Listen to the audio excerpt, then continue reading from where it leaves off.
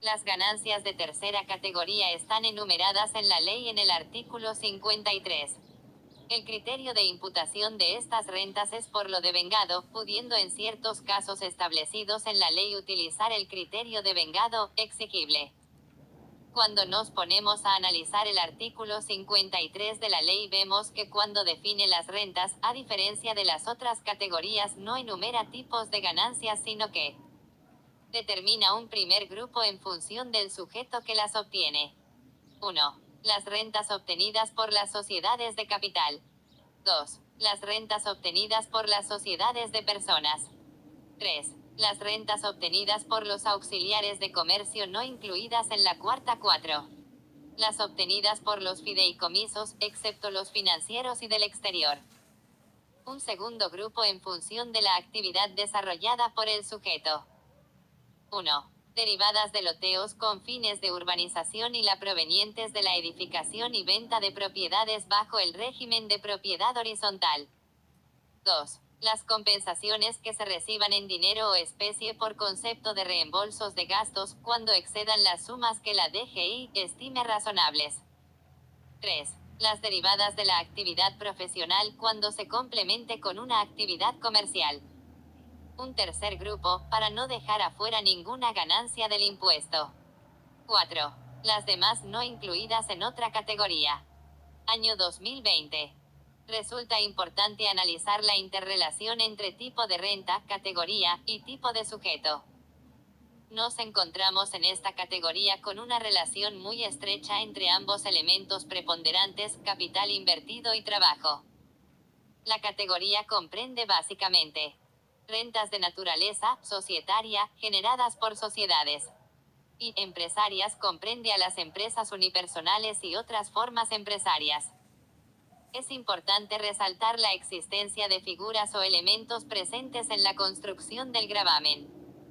El sujeto que practica la determinación de la renta es el sujeto verificador del hecho imponible.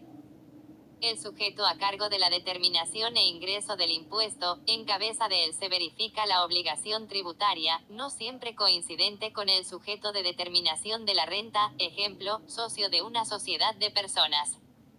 Si tomamos al artículo 53 de la ley, podemos efectuar una clasificación de los sujetos de la siguiente forma.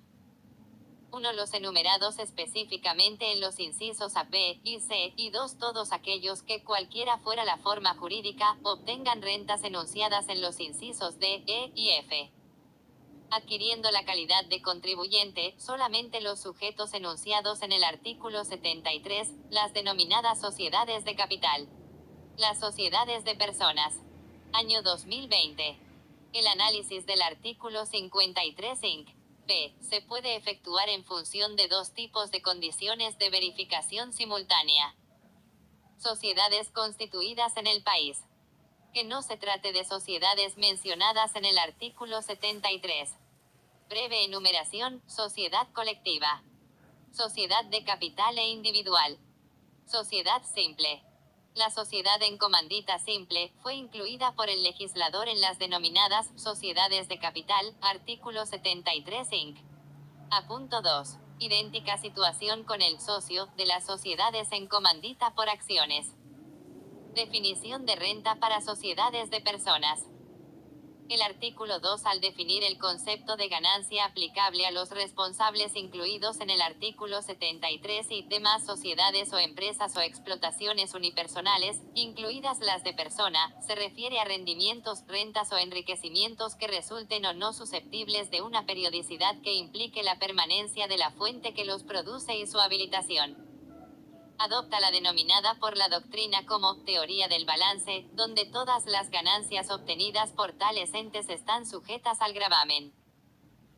Como excepción a dicha regla, encontramos que las sociedades de personas, artículo 126 dr, que desarrollen las actividades enumeradas en los incisos F y G del artículo 82, profesiones liberales u oficios, funciones de albacea, síndico, mandatario, gestor de negocios, director de SA y fiduciario, o actividades de corredor viajante de comercio y despachante de aduana, siempre que no se complemente con una actividad o explotación comercial, resulta de aplicación, para delimitar el objeto del impuesto. La denominada teoría de la fuente, enunciada en el artículo 2 apartado 1, cuyas condiciones que caracterizan la renta son periodicidad y permanencia de la fuente y su habilitación. Año 2020. Atribución del resultado a los socios. Las sociedades de persona constituyen la unidad de determinación del beneficio alcanzado. Al beneficio impositivo, según el artículo 54 de la ley, deberá asignarse íntegramente entre los socios o asociados, aun cuando no se hubiera acreditado en sus cuentas particulares. Los sujetos del impuesto resultan ser los socios, quienes incluyen su parte del beneficio atribuible a ellos en su DDJJ individual y pagan el gravamen al fisco. De esta manera, los sujetos del impuesto son los socios, en reemplazo de la sociedad, dando lugar a un impuesto progresivo, a diferencia del que alcanza a las sociedades que resultan sujetos del impuesto, que es el tipo proporcional. Se exceptúa del tratamiento descrito anteriormente a los quebrantos producto de la venta de acciones o cuotas y participaciones sociales, los que serán compensados por la sociedad contra utilidades que la misma genere por la enajenación de dichos bienes. A su vez, las ganancias atribuidas a los socios de sociedad de persona se imputarán al ejercicio fiscal en que termine el ejercicio anual que se han devengado. Aspectos a tener en cuenta que resultan aplicables a las sociedades de persona. No deducibilidad de las ganancias obtenidas por la sociedad de ciertos conceptos mencionados en el artículo 92 inciso b. Interés de los capitales invertidos por los socios. Las sumas retiradas a cuenta de las ganancias. Sueldos de los socios. B. Retenciones sufridas por la sociedad. El artículo 134 del decreto reglamentario establece que las retenciones del gravamen que le sean efectuadas a la sociedad durante el período fiscal deberán ser computadas por los socios en la año 2020. Proporción que les corresponda según los porcentajes que tuvieren en el capital de la sociedad aplicado al resultado. C. Cómputo de donaciones. El artículo 202 del decreto reglamentario, el que establece que las donaciones efectuadas por estas sociedades no deben computarse para determinar el resultado. El cómputo deberá ser realizado por los socios en sus DDJJ individuales, en proporción a la participación que les corresponda en los resultados sociales. C. Disposición de fondos. Artículo 76 de la ley. No resultan aplicables las normas sobre disposición de fondos a este tipo de sociedades.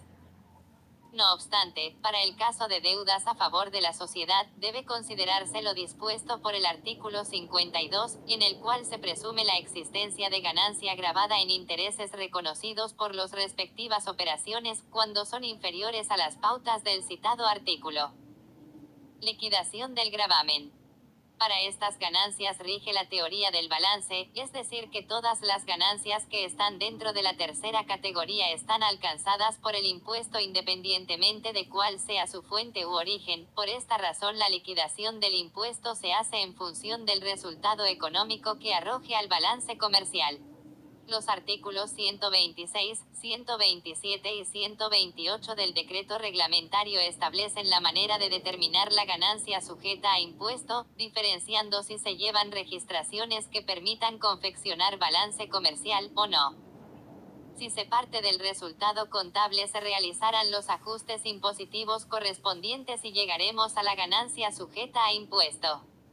Si no se llevan libros o registraciones, se deberá armar un balance fiscal que tendrá una estructura como la del cuadro de resultados, con tratamiento previsto en la Ley de Ganancias para la imputación de la ganancia y gastos, criterio de lo devengado, y teniendo en cuenta los límites para la deducción de algunos gastos. Año 2020. Para el caso de los fideicomiso y los fondos comunes de inversión, el tratamiento impositivo es el siguiente. Fideicomiso. Financiero, sujeto del impuesto. No financiero. Si el fiduciante no es beneficiario, entonces el fideicomiso es el sujeto del impuesto. Si el fiduciante es el beneficiario, entonces debemos analizar si es residente en Argentina o en el exterior. Si resultara ser residente argentino, entonces el fiduciante, beneficiario, declara la renta del fideicomiso en su declaración jurada. Pero si es un sujeto del exterior, entonces el fideicomiso es sujeto del impuesto. fondos comunes de inversión, es el artículo 73 inciso A, apartado F, asimila como sociedades de capital a los fondos comunes de inversión, constituidos en el país, no comprendidos en el primer párrafo del artículo primero de la Ley 24.083 y sus modificaciones. Los fondos comunes de inversión no comprendidos en dicho párrafo son aquellos cuyos objetos especiales de inversión e integrar su patrimonio con conjuntos homogéneos o análogos de bienes reales o personales, o derechos crediticios con garantía real o sin ella. Estos son los fondos comunes denominados abiertos. Los fondos comunes de inversión del segundo párrafo del artículo primero de la Ley 24.083 revisten la calidad de contribuyentes de tercera categoría y en consecuencia tributan por todas las rentas que obtenga, revistiendo la condición de sujeto pasivo del impuesto y de la obligación tributaria. En tal carácter, debemos resaltar que las año 2020 sociedades gerentes de dichos fondos deberán ingresar cada año fiscal el impuesto que se devengue sobre las ganancias netas imponibles de estos fondos comunes de inversión. Abiertos, no son sujetos del impuesto. Cerrados, son sujetos del impuesto. Determinan el resultado según las reglas de la tercera categoría.